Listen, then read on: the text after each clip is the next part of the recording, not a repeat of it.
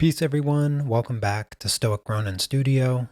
In this devlog, I'm going to show you some of the progress on the asset creation, starting with the main character. I have briefly alluded to the genesis of this project beginning last year, and that is true.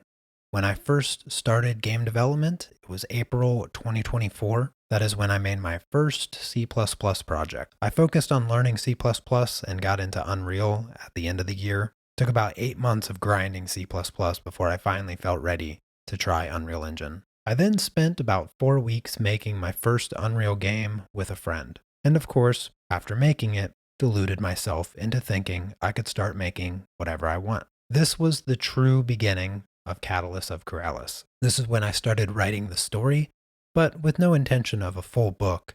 It was just early stages of world building to give the game some context. My friend and I actually spent about 3 months working on the game before we burnt out. We felt stuck and overwhelmed, but that is where I first started designing Loom. So here's a quick look at all the original designs. I was still very new to Blender at this time. There was a lot of experimentation with exporting to Unreal and getting cloth simulation working. But as you can see, I was pretty relentless on figuring it out. Since the original attempt at this project, I have made 5 games, and 2 of them were in Unreal Engine, where I did nearly all of the 3D assets and all of the character designs along with the animations. So I got some good practice since those early designs. And here's the new and improved design I am currently using. Now this is still not the final version, as I am in the process of discovering a Blender shading workflow to get the look that I want, but this works for now. I was able to make this version in about a day and have all of the animations done within 2. I'll be refining the art style for the game a little later, but at the very least, the game now has a real character running around.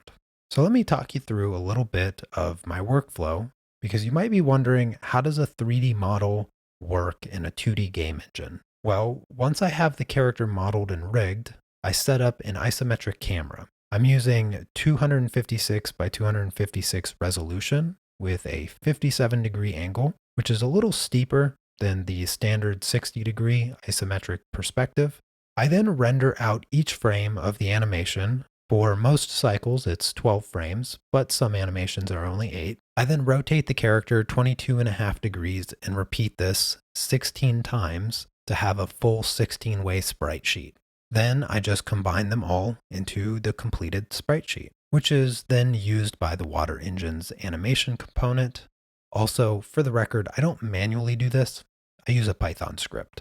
Then, using the movement component and a little trigonometry, I use the forward vector to set the row the sprite sheet uses, and input drives the physics component to move the player in world space, powered by Box 2D. And that is how the player moves and gets animated. And here's what the character looks like with his animations. As you can see, the 16-way makes it very smooth. Diablo 2 uses 16-way sprites, so I wanted to do the same. It really doesn't add a lot of extra work to the workflow, so why not? I've been developing this workflow for the past 5 months in the background, and I may start offering it as a studio service and making sprite sheets that people can use for their own games. In a few more months, I'll be 100% focused on the art of the game, and that's when I'll refine the design and fine-tune the whole process.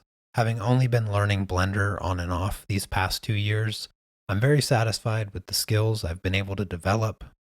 In spite of that, though, it would be really cool to have an environment artist, because that is the part I feel like I will struggle with when it comes to the world of Quoralis. Anyways, that's going to be it for now. In the next devlog, I'm going to show you the massive improvements to the editor and the workflow for perfect isometric tiles that have seamless tiling. It'll be a treat for sure. Thank you again for watching. Don't forget to subscribe, and I'll see you next time. Take care. Peace.